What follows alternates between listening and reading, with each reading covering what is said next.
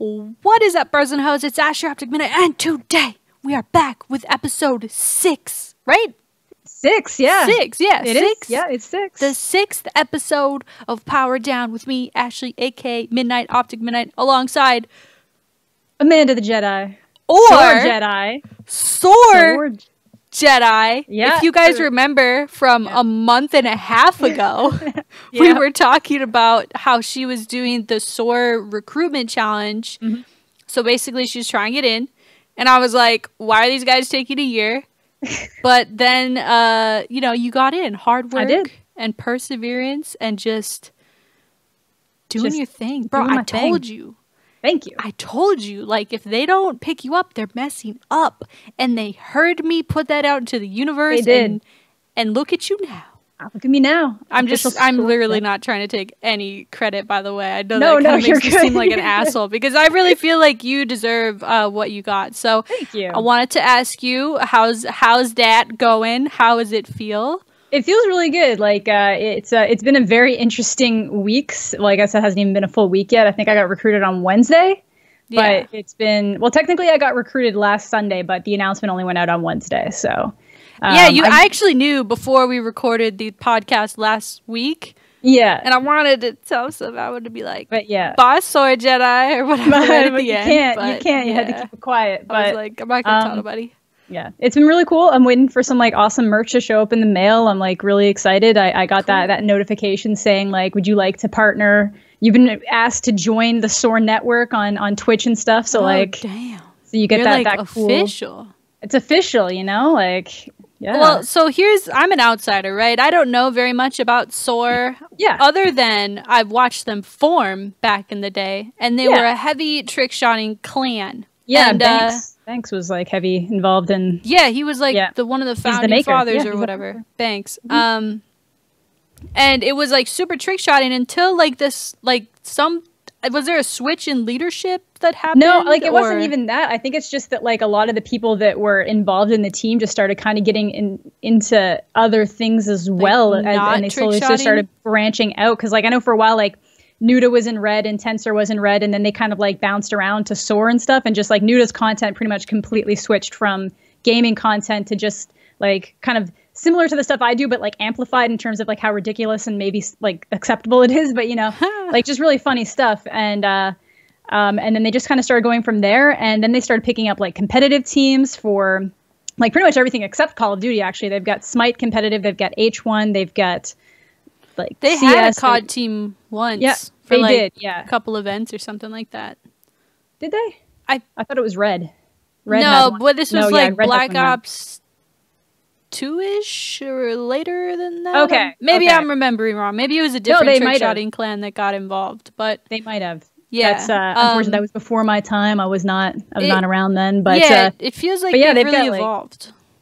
Yeah, they've got like tons of stuff going on for comp, which is really cool. And then, you know, back sometime like probably 5 or 6 months ago, they started picking up like some really big names in like the streaming and YouTube community. And it wasn't just people that played Call of Duty or there was a lot of people that were like not necessarily the streamers, but the YouTubers at some point probably had very strong presence in like the Call of Duty community, and some of them still do, but they just kind of went all over the place and just I think that's a good play. And I noticed some stuff when your video got uploaded, because it's kind of like it was definitely a cringe video, but it was intended to be a cringe. It was video, intended to right? be okay. I'm gonna like seemed anybody intended. It was literally my instructions were like Allie basically went to the chat, and I thought this was all going to go on her channel when they first kind of hit me up for this video idea. I'll link you guys the video in the description, by the way, to see what we're talking about. Yeah, it's ridiculous. So Allie was like, we should do like a reacting to cringy Musically type thing. And I was like, oh yeah, sure. I'm always down to make a video. And then like a couple days later, they're like, we should make our own cringy Musicallys to react to of each other. And I was like, wow, I can do this. Like I can definitely be super Queen cringy. Cringe. I am Queen Cringe. Like I am like literally one of the cringiest people, but it's like, it's on purpose. I'm fully aware that I am cringy. Like I feel like that too. Like I purposely cringe sometimes just to make you uncomfortable or make you laugh. Yeah, that's the whole thing about it. Like, I didn't make any of that thinking. I did not make a Musically around Billy Ray Cyrus's Achy Breaky Heart thinking like, oh yeah, I'm the shit. I'm so cool. Everyone's going to think I'm awesome. Exactly. And we were expecting, and then obviously by the end of the video, once you guys watch it, or if you guys watch it, it's like I got surprise recruited in it. So like, yeah, like they recorded her reaction of saying like, "Welcome to SOAR, Jedi." Yeah, exactly. So yeah, they kind of tricked me, but with their own Musicallys by inviting me to SOAR, which was really cool. And then they played the other stuff, and then they put it on the SOAR channel, and we knew it was probably going to get a decent amount of hate because it's completely different from anything else the SOAR channel does. So even though they make all these other moves outside and pick up all these different people, the channel itself has still stayed very strong in the sniping and trick shotting community, which I think is great. I think that teams that completely abandon their roots are making a mistake. Like, there's no reason why you can't incorporate new things with what brought you to where you are.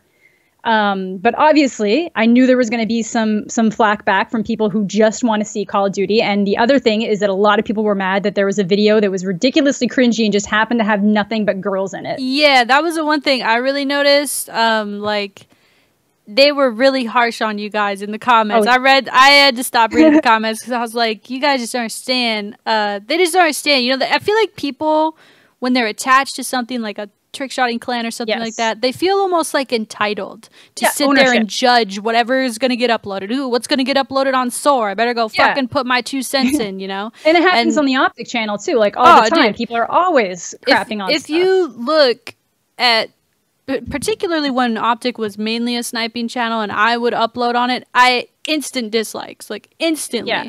Sometimes it was because I was a girl. Sometimes it was because they thought I wasn't as good as the other members, or sometimes it's just something they didn't like about me. Like, I got mad hate, and so it conditioned me pretty well to take hate. I feel like I'm pretty good at receiving it, but it seeing your video, your intro, reminded me of that. Like, I've been there. Like, these people see things and they feel the need to judge it in a certain way because they want it to be a certain way. Well, you're not trick shotting, so this is stupid, or this is SOAR's dead now because they're letting other things happen. Like, if you don't evolve and you don't change, you're just fall by the wayside. Are they still trick shotting Modern Warfare 2?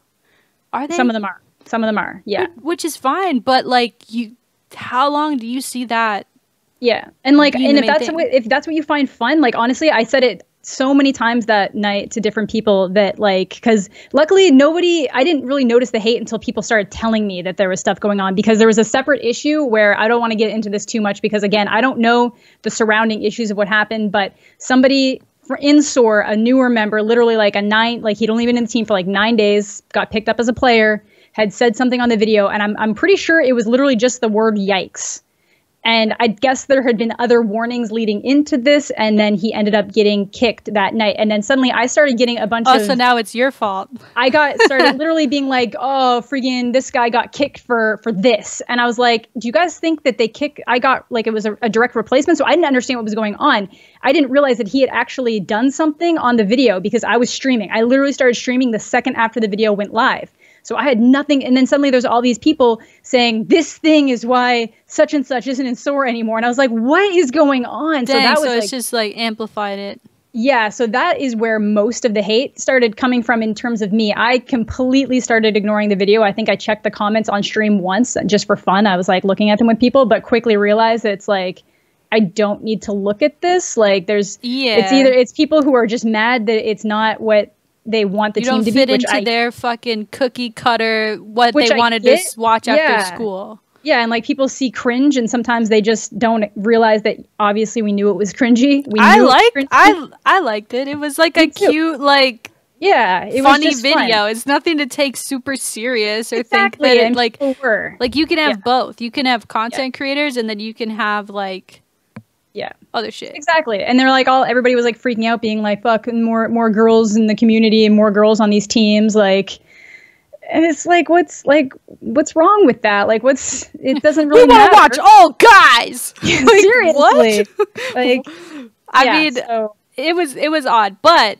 I think you guys did a really good job in the way you handled it. I saw, because I was reading the comments, I saw Allie and Butters was replying quite a bit. And I was like, girl, don't waste your time. You're wasting your time. But she loves it, you though. You will never change their mind. I'm sorry to say, but you won't. Trying to. I think she was doing the same thing the next day. She was having fun with them. But I kind of learned that and a lot of the times, the reason why I didn't go after anybody in my mentions, even though there was a couple of them that I was like, this is such a stupid comment, I feel like I have to say something. Yeah, you almost feel like the need to defend yourself because you're like, you're so wrong. I need to tell you how wrong you are. But you can't win. The people who are just senselessly hating and just making these random, like, really, really terrible comments and, like, people saying terrible things about you.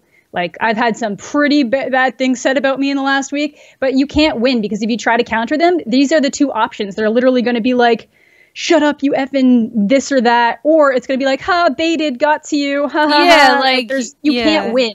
And there's honestly, no winning. I ignored it all, and it all settled. Like, maybe if some of them happen to see this, it'll pick up again, because it was really funny. Because yikes is the comment that got the guy dropped from the team. I literally titled one of my videos from like a month ago "Yikes" because it was what YouTube was. He already kicked when he put yikes? No, he got kicked because of that. He apparently there was like a bunch of stuff. Daniel. I don't know what the situations leading into it was. I just know that apparently he got kicked after he commented "yikes" on the video. So I don't know, man. Like I said, I think people just have this expectation or like this. I mean, especially, and I can't talk shit about trick shotting. I never got into it, but I'm totally happy with people that want to do that. Like, I think it's cool. I find it's like the discipline that it takes to do that. I find very impressive. Yeah, that's what I was saying. That none of them really came to my stream, but a couple people did, and so there's people in the chat being. That's what I don't get. Yeah, like if you don't like something, why would you go? Ooh, I need to go to this girl's stream and tell her how I really feel because I want to watch the 1080 fucking Insta but that's the thing. Like nobody openly said anything. I think they were trying to get me to say something, and I literally was just like, you know what? Honestly, I wish I could snipe better. I actually have a really good time sniping. I'm not very good at it, and trick shotting, I do not even remotely have the patience for that. I literally envy the fact that there are people out there who are like that dedicated to something and have that level of patience to be and that creativity, because you're constantly trying to come up with new ways to do things. So it's interesting and creative with the trick shots. And like, I could never do that. And that's why I'm like, you know, like, I really think it's awesome that you guys can. And I have no disrespect for that community. I just can't. I don't have the need to be a part of it. Yeah, they don't realize that you can have both. You can. Yeah. The fact that there's other content creators does not mean that there's still not going to be what they're into. Because, like I said, I can't hate on Trickshot. I still play Black Ops 2 League play from like 4 years ago, and I like have a great time. Like, you got to find your thing, and if you have a great time with your thing, I think that's the thing that bothers me the most. It's just like everybody is just trying to do things that make them happy, that they have fun doing. So, like, why do you have to try to tear somebody else down for that? Like, a couple people, I saw somebody that I actually kind of not looked up to, but, like, thought was really talented in the community be like, I would love to know what kind of reality these girls are effing living in. And I'm like, the reality of just having fun with friends? Yeah. Like, what? Sorry for having a good time. Sorry that bothers you. Yeah, so... Honestly, like, it was a good lesson. Like, there was a couple of days where I was like, this kind of sucks. And it's kind of taken away from like, my ability to enjoy the fact that I joined a team, because like every 2 minutes, I swear to God, they were all in like a chat with a link saying, this is the thing that got such and such kicked from SOAR. Go send hate. It's probably Twitter or something. Yeah, I think they were in like a Twitter message chat, or like a Discord or something. Because it was like, it would always go in like 5 or 6 in a row. Then it would calm down for a couple hours and like 5 or 6 in a row. But... it was like I was going to touch on that too. Like, this is a moment that you've kind of been striving for a while, and then to have it get kind of a little bit overshadowed. I still think that you're going to gain a lot of incredible support from it, because as many people that hated on you are still, there's like way more people that are like either like, oh, this is cool that they're trying something different, or oh, she seems cool, or even like the other girls in the video, they're like, maybe they like already watched Butters and you're like, oh, who's this new girl? She looks cool too. Like, you're gonna gain way more positivity out of this than anything negative. But I do emphasize with you, because I've went through a similar thing. Like, anytime my video would get uploaded onto Optic Nation, it was just like, boom, we hate you. But then I'd look at my channel and I'd get like 800 new subscribers or whatever it'd be, and I'd be like, damn, you know, like, exactly. Sometimes you just gotta fight adversity and stuff. And one more question before we're gonna switch topic here soon. But So you were brought on as a streamer, or are you going to make videos? It's both, too? Streamer and a director. And I feel like a lot of people miss that. So like there were people going to my channel being like, "Oh, I've seen people working way harder than you, like daily uploading, like blah blah blah blah blah." And I'm like, first of all, I can guarantee you did not watch any of my other videos. You came over from that video, watched my I joined SOAR video, and maybe quickly glanced through my channel. You don't know anything about me. You don't know how hard I've been working for this. You don't know how many different videos, like, and like they don't see that. They just see but still I upload every other day, which I actually consider to be quite a lot for somebody who also has a job and you stream. And I stream, and that's the thing. I try to stream every single day. Like I don't always hit every single day, but like it is very rare that I don't at least stream, you know, like 5 to 7 days a week. Yeah. And like people don't see that. And they just immediately wanted to judge. Those comments bothered me more. The people that were like, "You don't deserve this." People that just instantly discredit you. Yeah, people who were like, you know, like if it was just like some random hateful comment, I was all like, "Okay, you're mad. You're mad. That's whatever." But if it was like if somebody said that I didn't deserve it, that was like, you don't know anything. Those are the ones that are the hardest to be like. Yeah. Okay, you have no idea like my life, so I'm just gonna let you rock. I guess. Exactly. Like. Crazy. Yeah. I have written down here, we're going to do some advice, by the way. Like we said in the last episode, the end of the last episode, we are going to have some great, solid, mediocre life advice from us, totally experienced life experts. But first, I did want to touch on the YouTube ad stuff. Yeah. I know you are a little more informed with it than me. I personally hate even reading about, like, I'm so like over YouTube lately, and all this stuff is just like adding to that, right? So it's like this YouTube ad stuff. So there was a Wall Street, or maybe you should explain. Yeah, the timeline. Well, basically, I haven't gone into it too much. I like to wait for a handful of more information to come out, because I feel like the first people to get it are the drama channels, and they just pump it out as quickly as possible. Yeah, and if they need to kind of correct it later, they will. So I like waiting for like a handful of different sources to get the information. But I've kind of been keeping up on it, and the basic idea is that, you know, like I think it was like a month or two ago, Wall Street Journal was obviously like really a big issue in the YouTube community because they went after PewDiePie. Yeah, and whether or not, sorry for cursing. Like, whether or not you agree with the jokes that PewDiePie made, the Wall Street Journal definitely blew the whole situation out of proportion and tried to make it seem like people were being paid on the internet to be racist, like really bad, and like pushing neo-Nazi movements, which they weren't, and that was not at all what was happening. So the new thing is that a lot of major companies have been pulling their ads off of YouTube. Companies like Coca-Cola. Yeah, see, apparently Coca-Cola was like a more like one of the last ones to pull their products, but apparently somebody said Pepsi was, but there's like Dr. Pepper does have their ads, but Dr. Pepper and Pepsi are associated, so I don't know, maybe they have different marketing or something, but I guess Pepsi was one of the big ones that got pulled. I think Toyota.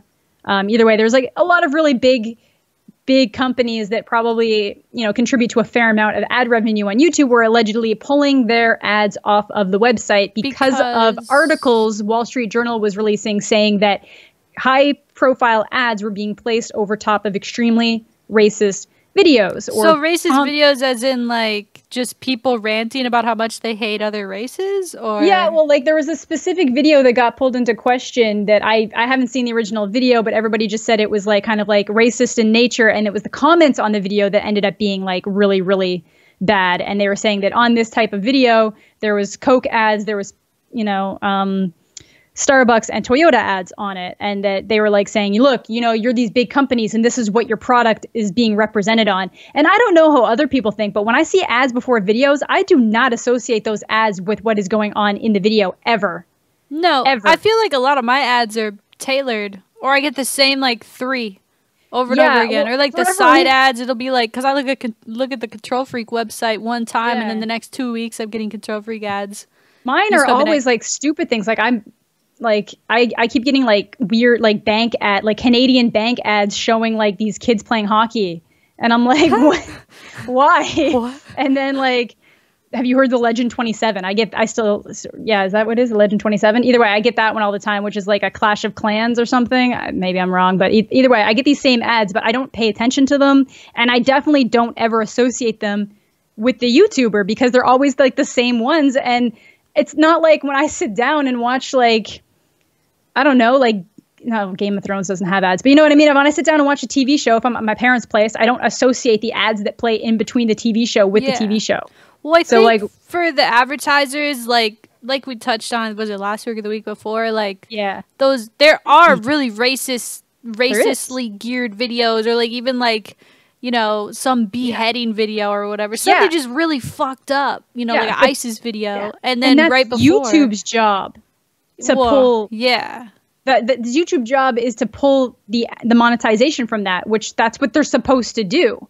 But no, they're pulling monetization from videos of people, you know, swearing too much. Yeah, I've seen some friends. I honestly, like I said, I'm so over it. I skimmed very lightly through like some of my recent videos. They're all still monetized from what I can tell. Yeah, I should probably look at like the ones with larger views and see. Yeah. Like, you know, because you still get like roll-off views from that stuff. Like, oh yeah, most of my channel's views are from roll-off views anymore. But like I saw some YouTuber pals like showing the videos that got demonetized, and like there's no, I just feel like YouTube really lacks when it comes to communication with their creators. I feel like if you're gonna demonetize, there needs to be an email sent about why it was demonetized, and if the creator says, well, that's bullshit, they should be able to say that's bullshit. No, remonetize it. Give you that. And they don't give you that option. Yeah, and it especially matters like when it happens, like right when it gets uploaded, and that's when a lot of the video will get its heat views or whatever. The people are going to watch the whole thing. And I guess apparently there was some kind of glitch in the system. I like your brisk, by the way. I got to keep it up. Ice cold brisk mate in her hand. Definitely nothing else. Definitely nothing else. But what was I saying? So I just think they're communicating terribly though about it and the system for which it's happening. I guess there was like glitches, and this one YouTuber was like, "What the hell? It won't let me fight it." And they were like, "Oh, that was a glitch."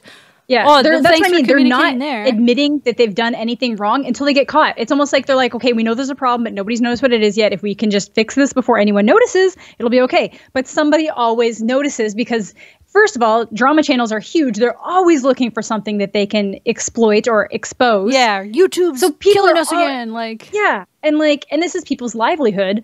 Obviously, they're gonna notice. Like, there's no way that you're not gonna notice. Yeah, it's crazy. I just the more that this snowballs, this YouTube thing, the more it just like I said, I'm so over it. Like I actually have videos that I've been just waiting to upload.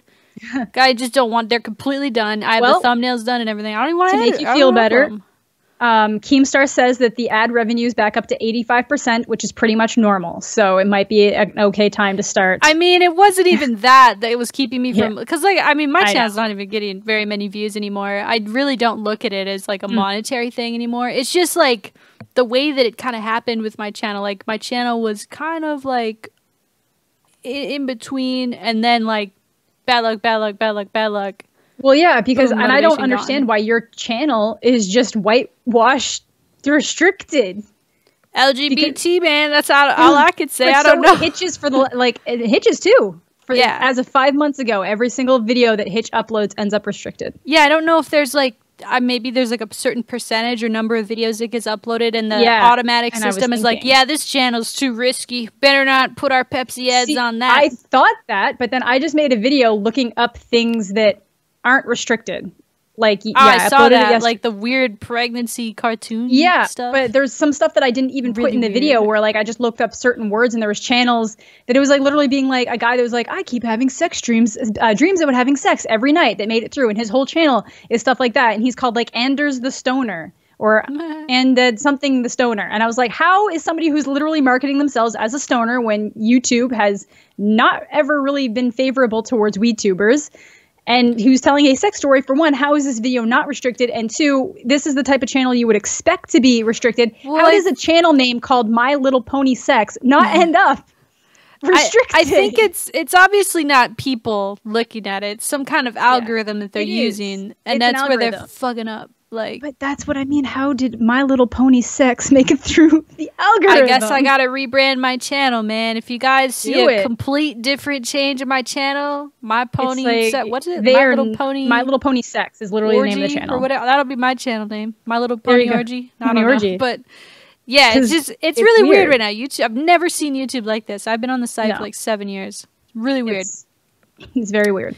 That's my thing. Are you ready to do some like advice things? Yeah, let's do it. Let's do some advice. We have some. I don't know if we'll take the entire rest of the podcast to answer these or not, but This one from last week that we actually got, because we asked you guys to ask just like questions last week, but this week we asked for like advice. Like, do you need advice from two somewhat not really very experienced people like us?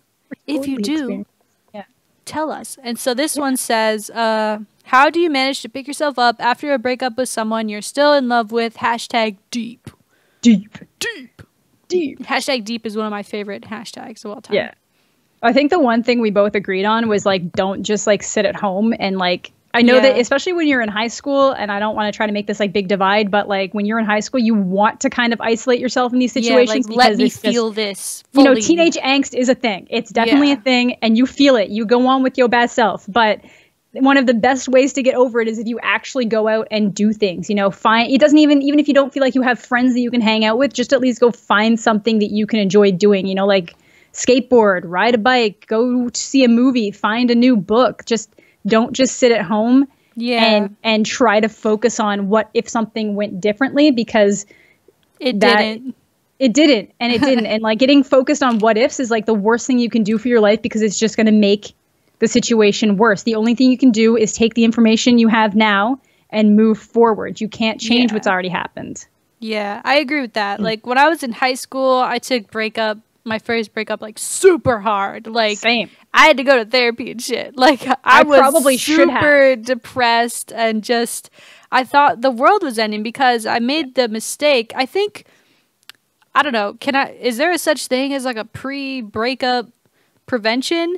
Like the reason that it sucks so bad sometimes when you're still in love with them and you break up is because you let that person be the only exciting or good, positive part of your life. That's the biggest mistake you can make. You need to understand that you are the most valuable person in your life, and that like if you want to share your life with another person who's like-minded and awesome, be with them. And it's awesome. Like, it's so awesome when two people can be independent. Yeah. And but mingle. Like, like benefit their lives. And I get that's hard in high school. In high school, everything runs, all your emotions are stronger. And you want to find somebody to be obsessed with. And like everything you're reading, everything you watch on TV is pushing you towards finding that person that you can just be 100% obsessed with. And then when it doesn't go well, you're like, that was the person I was going to spend the rest of my life with. That was literally what I thought too. My first breakup, I was like, there's nothing good about me anymore. And I was so wrong. It's the struggle. I think the first step is realizing that. And now you're going to have so much more free time. You're going to be able to do things, maybe like something that your significant other, ex-significant other didn't like to do. Go do it finally. Go watch that movie they don't like. Yeah, or something maybe because this happens a lot in relationships too. People will like, you want to try to do something that you do. So like, for example, like if you play music or if you were in a band and they didn't like that took away time from them, or it was like a mutual thing. It's just a normal thing. Sometimes you get in relationships and you start unintentionally pushing out other things in your life because you're so just into that developing stage, which is totally like exciting and cool. Normal. But then you never get back to that stage where it's like, okay, now I'm cool. We are in a good place. I'm gonna go jam with my friends while you go hang out with your friends at a movie or something. Like, some people never get back to that. So like, if you go through a breakup, try to get back to those things that you did when you were single. Like, if you love to play music, make sure you throw yourself into that. Because honestly, I find that like negative emotions can produce some of the best creative work. So if you have any kind of creative passion, do that. If you like physical activity, throw yourself into that, because you will feel so much better. Just hit the gym, get a lawyer, all of that. Yeah, hit the gym. do stuff to better yourself. I don't know. I haven't had a breakup in a long time. Like I would. I'm really happy in my current relationship. But after like previous breakups before, like, I don't know, the older you get, the easier it is to just be like, oh, well, because the more you establish yourself, I guess when we're thinking about it in this like high school bubble where it literally feels like the world's ending because your boyfriend or girlfriend broke up with you, like, you've got to just establish yourself. Yeah, because that'll still happen to people like that are 40 because they don't ever establish themselves. You always lean on that person. And you always lean on that person. It's okay to an extent to do it. Yeah, it is. And it's good to have somebody that you have the option to lean on, but you just need to know how to pick yourself up at the end of the day. Yeah, like you need to take care of yourself always first. I think that's the most important advice. So to deal with it, though, how to pick yourself up is just throw yourself into activities you like, whether it's your job, your passion, or whatever. Don't like, it's really easy to sit at home and just surround yourself with negative thoughts and be like, oh, well, if this wouldn't have happened, then this wouldn't have happened, and then we'd still be together and my life wouldn't suck. But you've got to do things to make your life not suck. Yeah. Also, no, go ahead. Yeah, sorry. Also, another really big thing is if you feel like you are the type of person who is going to get obsessed with them and that you're going to be like stalking their social media, this and that, know when you need to take a break and know when you need to be like, even if you have to tell them, just be like, look, I'm kind of having a hard time with this right now. I'm just going to remove you from these couple things because I just feel like I need the space to move on. I've done that before. Yeah, sometimes you have to do that. Whether or not you tell them or not is one thing, but like if you need to take the space away from them, because I find sometimes in breakups too, the person who does the breakups, like, I still want to be your friend. They're going to try to go if it's not a clean break, it's tough. Yeah, and they try to just make sure like, okay, so it's a breakup, but like I still want to be like, I don't have any hard feelings against you, so I don't want to still be friends and stuff, but you need to be able to say, I'm sorry, I can't do that for me right now. And that doesn't make you a weak person. That's just you taking care of yourself. So if you feel like you're the type of person, and I can be that type of person, I can get obsessed with That's dope advice, Amanda. Yeah, I've been there too. Like where you're like, you're looking at their Facebook, you're seeing who's in their tagged picture, who are they with? Stop. Yeah. Don't think about it. Let it go. Gotta stop. Clean break. I mean, I think it's possible for people to be friends with their exes. I feel like I'm mostly cool with most people I've ever dated just because you've got to allow time to pass, though. Not every breakup was amazingly clean, but if you allow that time to pass and then you're able to look at it as if it's its own event in the future, then it's a lot easier to not have like the emotions involved. So do your thing, girl or guy. I think it was a girl that asked. I think it was a girl, yeah. Do your thing.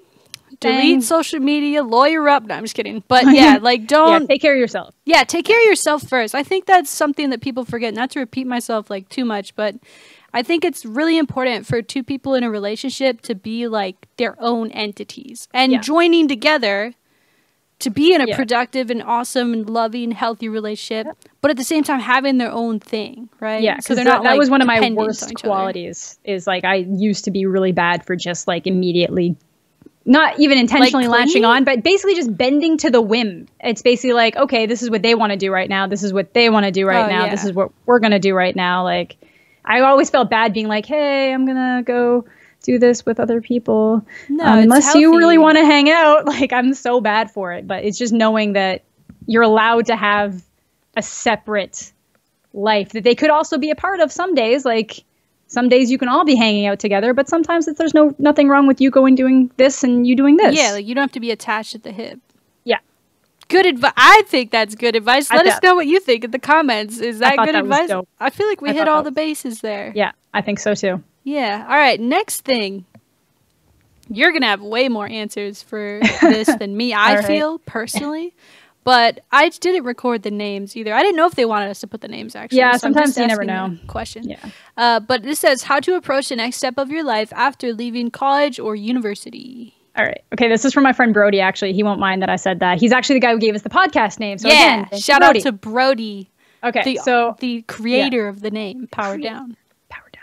So I do feel like I do have a little bit more experience here than Ashley, I actually went to 2 different colleges and quickly realized like this just ain't for me, fam. Like I don't enjoy this. I mean, now like that I'm older, I would like let's just say I don't earn any revenue from Twitch and YouTube anymore. I'm going to go back to school and do something, right? I would do it. But I hate it. Go ahead. Actually, just to kind of make people feel maybe more normal, when I went, I didn't really want to go to university right out of high school. I kind of wanted to take some time to figure things out, but like I'd gotten scholarships and my dad was really worried that I wouldn't go back because he didn't even finish high school. So he was very big on making sure I went to school. So I went right away and kind of like crashed and burned within the first 6 months and then had to take the rest of that year off. Exactly. But then I went back on my own terms when I was ready and I killed it. Like I killed the education game. I'm not trying to toot my own horn, but like I got that double major. I got that minor. Like what did you major in? Do you want to say? Double major in criminology and psychology with a specialization in forensic anthropology. So I can look at bones and tell you how they died. That's crazy. Creepy, bro, so that you said that. But so you're like totally I'm not qualified. Doing that right now. Yeah, so yeah, what happened there? You got your degrees and graduated? I got my degree, and I was originally planning on joining the RCMP, which is like the Canadian police force, basically. And I wasn't going to do it to be like a beat cop on the street. I wanted to move on. They have like a separate ident unit, which is where all of that education would have come in handy. And if I didn't do that, I was going to get my master's in psych, and I really wanted to work in prisons with mentally ill offenders and just try to, not people that are like, I mean, people that are in prisons that are that have their mental health issues being neglected, and try to help them through that, because that is one of the biggest issues in any prison situation. So I really wanted to work with stuff like that. And then just, I don't know, life happened. A bunch of weird things happened in my last semester of university that kind of ended up keeping me in this town a little bit longer. And then my ex actually was like, oh, you used to make YouTube videos. Like, I feel like you would probably really enjoy doing that again. Like, it's really cool. You actually had like a decent amount of people that were following you or sub to you. Like, it'd be really cool if you tried that again. And then, you know, I started getting back into YouTube, seeing different people. And I was like, you know what, it would be fun just to kind of try that again. And then it was like very quickly this like passion for it grew. Yeah. And it led me into all of these different little avenues. And I was like, I really want to try this out. But there is no physical way that you can join the RCMP while doing this, because I don't know how, it doesn't work this way in the States. But here, if you join the RCMP, everybody gets sent to Regina, Saskatchewan to train for 6 months. Can you say that word again? Regina. Thank you. Regina. Saskatchewan. Yeah, literally the only fun thing about that place is its name. There's nothing going. I'm sorry, people from Saskatchewan, but I've been led to know from other Saskatchewanese that there is not much going on there. And that's where I'm gonna settle down. It was like really quickly decided that maybe that wasn't what I wanted to do, and that I was just going to take some time and try to figure out. And then I'd gotten like an offer to do research at the university, so I did that for a while, which was like really, really cool. I got to work on like wrongful conviction cases and stuff, which was really exciting. And then I just decided to like put everything I had into this and just work a job to make enough money to pay bills and try to put all of my spare time into this. So I feel like sometimes you don't even necessarily have to pursue, like, I feel like it's good to have an education that you can fall back on. If you can get it through and you at least have an idea of something you want to do, it's nice to have. But I don't think that you have to go, this is getting way off the question point, but you don't have to go to school, I don't think. I feel like a lot of people just feel like they have to go right away because that's what people tell them to do. And I certainly know a lot of my friends who fully graduated like with a 4-year degree, and they're waitressing, and they're $80,000 in debt, and they hate their life because they either can't find a job or they don't like what the situation they've put themselves in. Yeah. So like, I'm lucky. I'm very fortunate. I worked all through university and I got some scholarships and I lucked out, and my debt is already like, I'm done. Like I don't owe anything to school. Congrats. So so you really just have this degree that, let's just say, this passion project thing that you're following, that didn't work. All right, go back to finding a job. Exactly. I can always find a job. I can always go back to school and just kind of pick up where I left off. So like, that is where I feel very lucky, but there are tons of people. It can be a tough transition when you go from being able to, especially when you kind of pursue this. I know Brody specifically is in like a music program. So with him, it might be just a matter of like recording with his band. Or I actually have friends who went to school for music, and it took them a few years, but they're all starting to find jobs now. Like, it can take a while, but if you're truly passionate about something and it's what you want, even if the job market is difficult, you will find your way to get there. So my big thing is follow your passions. Yeah. I know too many people who are like, I'm kind of good at this and this makes a lot of money, so I'm going to go towards that over this other thing that I'm super passionate about because this seems like more of a sure thing, but then they crash and burn here and then they just end up going for this anyways, but then they're in debt because of this. So yeah, I would say, but it's just really a matter of just following your heart. And like, in my opinion, as long as you are doing enough that you can take care of yourself and you can pay the bills and you can just function happily, I don't think it really matters what you do once you leave university, because everything's just it's just a journey. So just follow your heart. Don't get panicked when things don't work out right away. Not everybody is lucky to graduate with a job they're waiting for them. Yeah. And don't panic when it doesn't happen. You know, I think that's sound advice. Pretty much like what I would have said too, I guess. I feel like this stuff that happened to me was kind of almost feels random. Like, I don't know. I just really... My stuff does too. I found something that I really like to do, and it was making YouTube videos, and I would tell, like, I told my ex... this is before I even bought like a capture card thing, and I was like telling her about other people doing it, and she was like, that sounds dumb. And like my dad was like, this is a waste of time. You know, why are you spending so much time doing this when you need to be doing this? You should have 40 hours a week and doing something, you know. I mean, and ideally you do want to go to school for something that you will either passionately enjoy or at least enjoy doing every day. But yeah, like I don't know, man. I don't know why I went against the grain so bad. Like, so many people were like, that's dumb, or this is a waste of time. And I was like, no, you don't understand. Like, there's no Because you knew. Yeah, because I saw, I'm like, these other people can do it. I can do it. Like, if someone else is doing something that you think is cool, you can do it too. Yeah, more than likely. And like sometimes things will happen in different ways. Like I honestly didn't expect to like streaming as much as I have, and now it's like one of my greatest passions. And I sometimes try to think, if I didn't start streaming, would I still be so positive as to like what is going on in my channel and stuff? Because obviously YouTube growth is slow, it is difficult, and it's a lot of chance. It feels like you're not building a community with YouTube as much as you are with streaming, because with the same people come to your stream every day, and you're like, oh, what's up with you? Or I remember this. How did this go that you were telling us about the other day? Like, it's kind of like... It's way like a community. It becomes like a community in the family. And like, I'm always really quick to be like, oh, you're always in the stream. I'm going to hit you with that follow back on Twitter because I feel like I know you. Whereas I'm like, oh yeah, you watch my videos every now and again. I remember you. I might not be like super quick to add you on Twitter because I don't actually know anything about you beyond the fact that you like my video. Yeah. Like, so or like that's you commented really like cool. Nice video one time. Yeah. But in terms of like passions and following stuff like that, especially if your family is the issue, sometimes you just have to know when to decide what's right for you and just really point out to them, like, I might not have the perfect situation. Maybe I'm not, maybe I don't have a pension plan. Maybe I don't have an amazing savings, but you know, I'm getting up every day. I've got money. I've got at least enough money to live, you know, and I'm just pursuing something that makes me happy. So I think that is the best thing. And just, you know, knowing that you have that option, you can always go back to school. You can, I went to school like people, my fail-safe too. Yeah. You can always go back to school.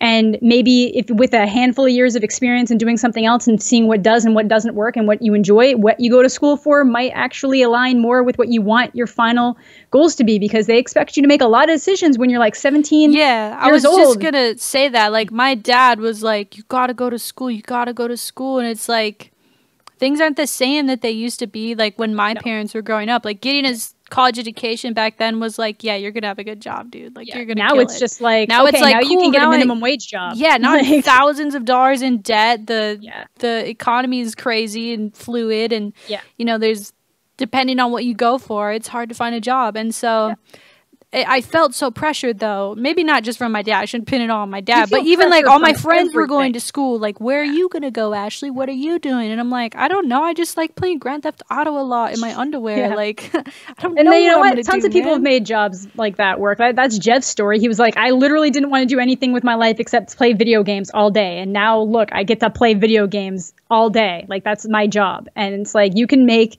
anything work for you if, like, yeah, obviously YouTube can be tough and it does take a little bit of luck. And it's also about time. And I feel like I got into it at the right time. I feel like trying now is like very, not to discourage anybody, but no, I joined the YouTube community when there was not a saturation of what I was doing. And now it's so saturated. So it takes more luck and it takes more chance now. Yeah. And I just still think that if you love something, you should do it, no matter what it is, every day. Yeah, because unless it's like killing people or doing drugs or whatever. But yeah, just put that out there. Just like random little experiences for me being on YouTube and being involved in different things is what led me to be able to go to San Jose to film that event. That was something that I never would have been able to do before. And now that's something I can put on my resume. Like, whether it has anything to do with anything else, I can say that I literally was sent to an event to do this thing. And like, that's not something that, like, you just never know. You literally never know what's going to happen. If you told yourself 2 years ago that was going to happen, would you have been like, really? No, I would have been very confused because, like, back then that wasn't even a thought. It was like a year ago that I started watching Casey Neistat videos and decided to get my camera set up and I was going to do different projects. But even then, I wouldn't have thought camera projects meaning I'm going to get sent to an event to film, to follow an esports team around, like, or an esports player. So cool. It's just crazy. Just follow your passions and opportunities if you work hard, like opportunities will appear. You don't even necessarily have to be the best. Float down the river of life, my friend. Yeah, flow. Just flow. Do something. That's it. Do something. Do work on things, and then that's how gain experience, make connections, all that. Exactly. Next, we have like one or two more we're gonna answer here.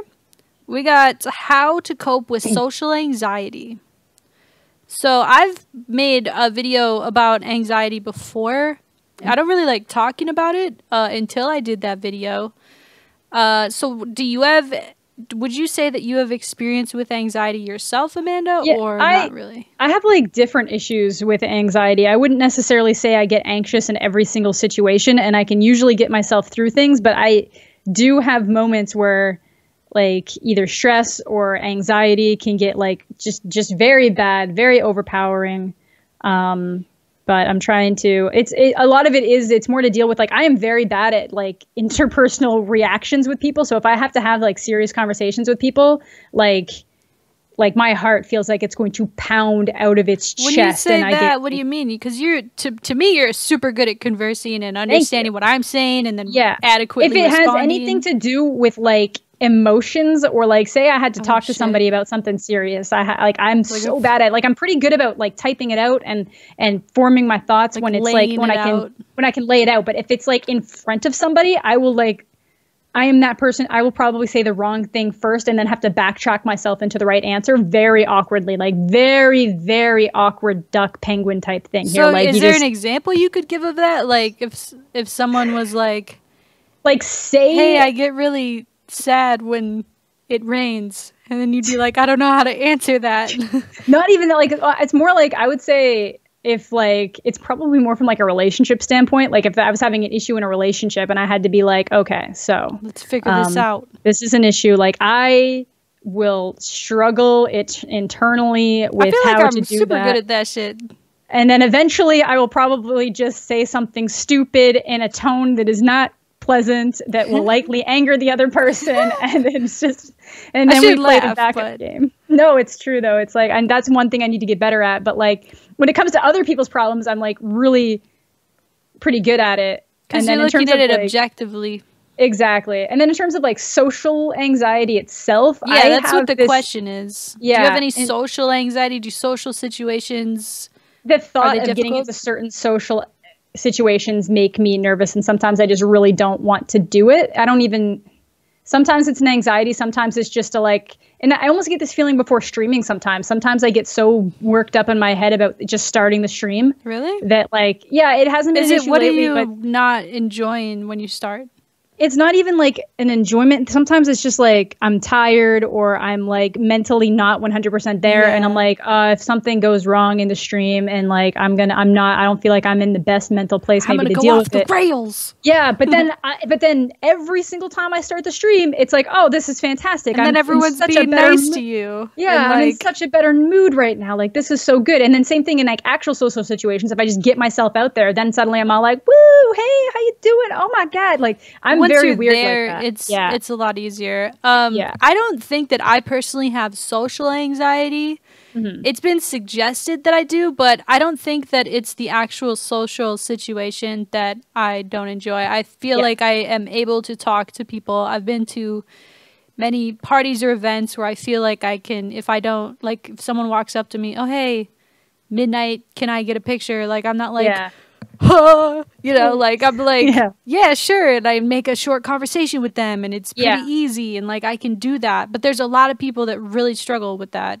I think my anxiety, I have kind of like a way different anxiety, but I have felt before, maybe I can relate it to social anxiety. Like if I'm really uncomfortable in a situation, my first inclination is to leave. I need to leave. I gotta go. Bye. Yeah. See ya. Bye. I'm gonna think of an amazing excuse and I'm gonna leave. Okay. But it's to get over that. I've found the best thing is to just lean into it. Yeah. And do it. Like so I had anxiety like, I want to say this was like 5 or 6 years ago at this point. I was really sick and I was spending a lot of time at home, and I just like wasn't handling myself correctly. It was kind of after a breakup. I was not handling the breakup in the best way. I was doing a lot of sitting at home and feeling bad for myself and just allowing myself to absorb this negativity. Yeah. And so I didn't like being outside. Like, I specifically remember this one time I went to like the post office because I had to like send out a package. I don't even have to talk to anybody. I don't have to talk to anybody. I don't even have to talk to the clerk. I just have to like I could pretend I'm deaf. He doesn't know. Yeah. So like I'm literally standing in line though, and all of a sudden like panic attack hits, flushed face, my heart's racing like I'm running from a bear. Like, and I'm standing still like, why the fuck am I freaking out right now? I can't understand.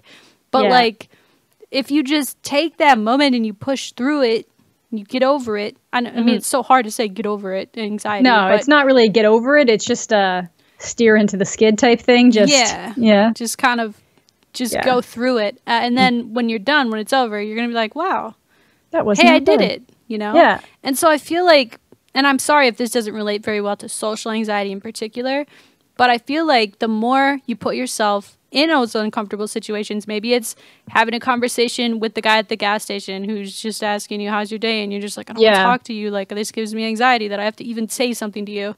Or like, if you have to go to a party or a function and you have to talk to people, like, just practice, because the more that you talk to those people or put yourself in those situations where you do have to come up with something in your head of how to respond, like, you can get used to it, I guess. Get more used to doing it, and then be more comfortable in the future. And then you'll be able to recall those situations where, oh, I was really uncomfortable and I hated this, but I got through it, and here's what I did, so I'm going to implement that into the next time I'm feeling the same way. So no, 100%.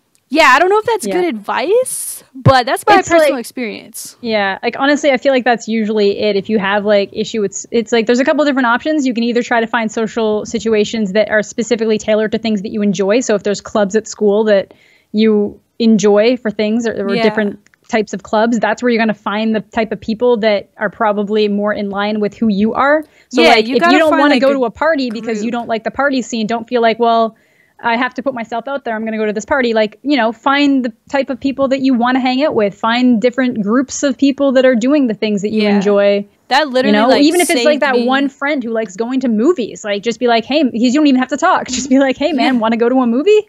Do stuff together. Just do stuff. Yeah, just go. I think, like, I don't know how old. I feel like a lot of my viewers are like in between 17 and 24, maybe. Yeah, I'm not sure. Mixed. But like, clubs in school, or even like there's clubs in college, or even like, let's say you're a full grown ass adult like me. Yeah. And I've been really bad about this myself, because I've been telling myself in my head, I'm going to do this. I'm going to eventually do this. There's like adult sports leagues that you can do. There's go to a class where you learn how to paint a lion. If you like playing instruments, look on like Craigslist or Kijiji for people looking for musicians for bands and stuff. Like, just any little thing. Some people just want to jam. They don't want to do anything super serious. They just want to have like-minded people. I mean, I feel like I'm pretty, because I work from home, right? So it's really hard to like make new friends that aren't my cats, right? Yeah, exactly. But if you like put yourself in situations where it allows you to meet people and just converse and do your thing, like, the more you'll be comfortable with it. In my experience, if it's not your experience and you have some serious social anxiety and you've overcome it or helped yourself through it or gotten professional help through it, please comment your advice too. Yeah, that's the other thing. If it's to the point that you literally every time you step out the door, your heart starts pounding, like, maybe you do need to find somebody that you can talk to, and there's nothing wrong with that either. I've been there. I mean, and the thing with anxiety too is it's not always like, okay, it's out of 10. No, it's not always. It's up and down, and there's times in my life where I'm perfectly good for like a year or two, and then boom, all this stuff comes flying back, and I'm like, what the hell's going on? And I feel like too, like, to kind of like talk about the events thing, like, when I've gone to events in the past, like, although I feel quite good at being social and, you know, talking to friends or whatever, like, if I'm gone for like those 4 or 5 days, I'm in a stressful situation because I don't like traveling. And then I'm seeing all these people that, you know, because I live at home by myself, and I'm getting all this interaction out of nowhere. And then I come back home and, like, I literally need to decompress. Like, it's like, it is a real, like, internal anxiety thing that I have. So when I come home, I have that. It's like, I don't want to see anyone for like 3 days. I want to be by myself with my cats at my computer, and I don't want to talk to anybody. Yeah. Is that normal? I'm asking you for advice I have now. that, but I think I have it from like an only child standpoint. I need recharge time. Like if I go too long where I'm not alone, I'm not a happy person. Like, I being need alone. time to just, and I think that's why sometimes like even the stream, sometimes I'll have moments where I'm like, man, I could just sit and watch a movie right now. But then I know that I'm going to feel bad about myself because I didn't go do this. And I know I'll feel fine once I do it. But right now I could just watch a movie. Like I'm really bad for that. If I watch one movie, my brain's like, watch another one. Just keep going.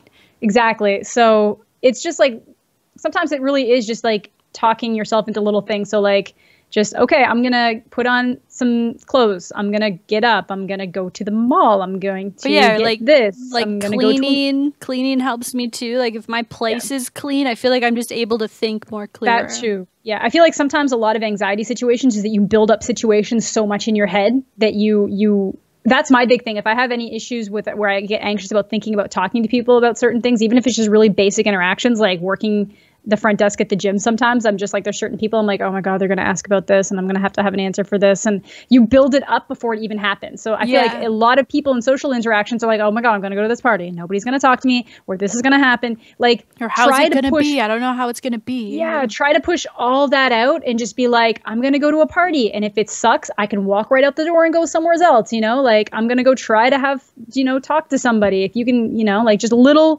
steps, little baby steps, and just try not. I think the big thing is that anxiety can largely just be formed in the head. So if you can learn to try to talk yourself, all in my head, man. Yeah. And if you can learn to talk yourself down from that, I think that's a really big thing in helping you at least get yourself out there. Yeah.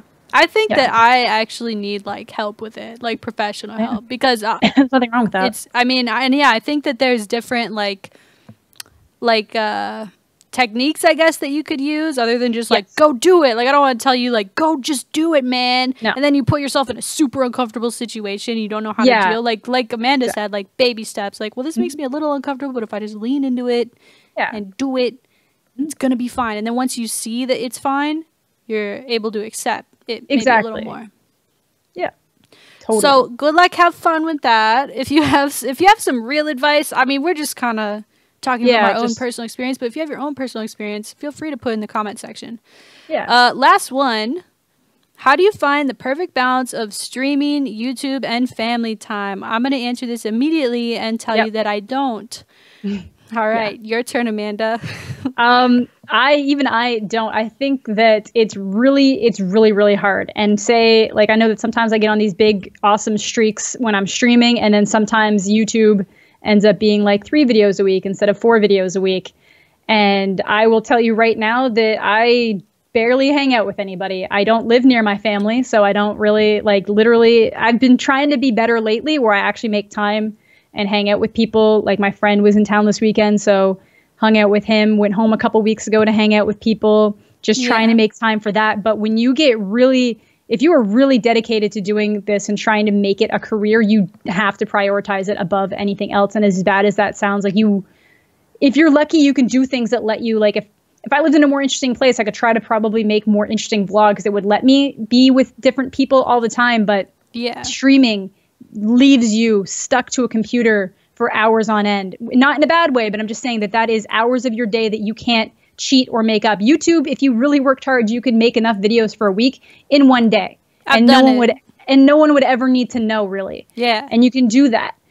But streaming, there's no way to cheat it. So it is very hard. And then for me personally, Ashley, this is her job, but I have to fit a job in there too. Yeah. And that is a whole other thing. Because you get up at ungodly hours too for that. So I get up for everything 4:30. Else so that's one of the reasons why I take those shifts, is so that I have more time, even if it's not technical time, even if it's time at the expense of my sleeping.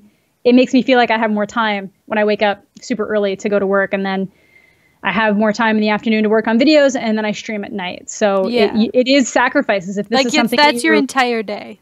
Yeah, if this is something that you're passionate about, you do have to make those sacrifices. But I do think it's important to learn how to balance it a bit. At least set out, even if you go 3 weeks without seeing anybody except for the people that you maybe live with, or the people that you, if you're in school, that you go to school with, stuff like that, or that you work with.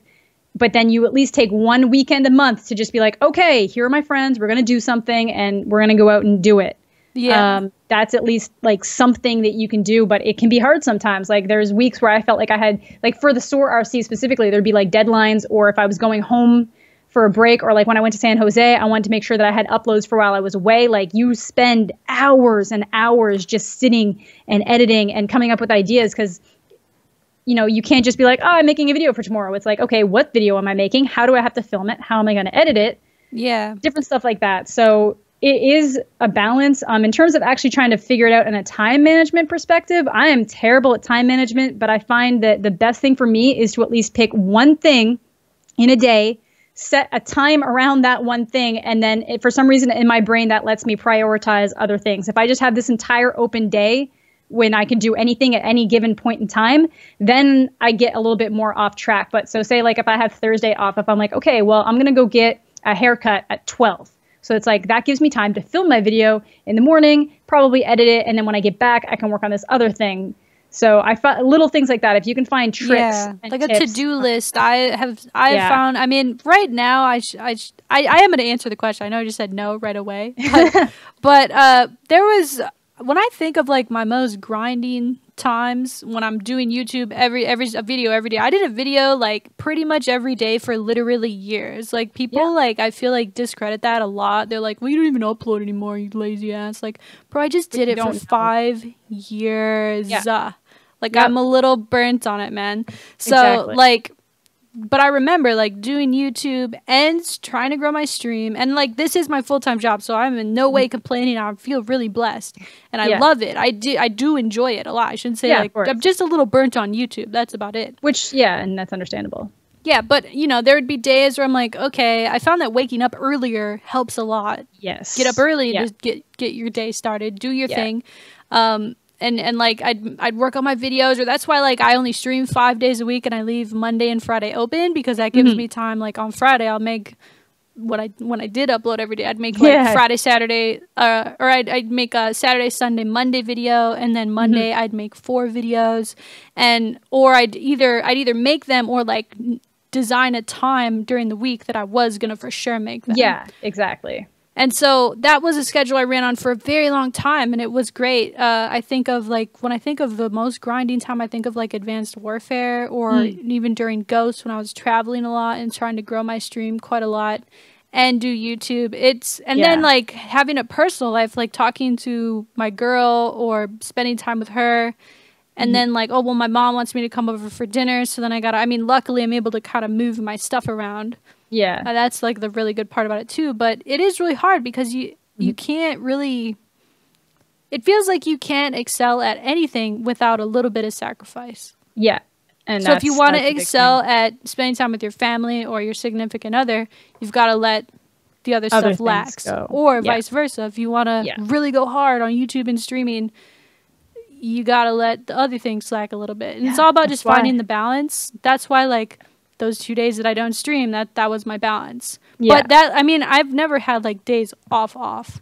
I don't. There was like a 3 or 4 year stretch where like I literally, unless I had to go out of town with my family, I was constantly working. That's the thing, is like people don't really understand about doing this stuff, is like I literally never stop thinking about it. Even when I'm trying to enjoy like dinner with my family, like I'm thinking, oh, well, how many likes is my video getting? Or, oh, what's the comment? What are the comments? I need to gauge the feedback. And I just like, I can't just black it out unless I go far away. Like if we're going camping or something and I'm like, listen, I'm not going to turn on my internet on my phone for like 3 days.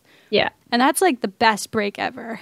So I feel it. Yeah. I went home for Christmas this year, and I don't know what it is about going back to my parents' place, but it just turned into this vortex of like laying on the couch and just not doing things. But like so like I let myself have a bit of a break over Christmas because I had prepped uploads beforehand. Yeah. But even then I literally was like, Tyler, can I use your setup to stream so that I don't have to go like a straight you're week? A psycho.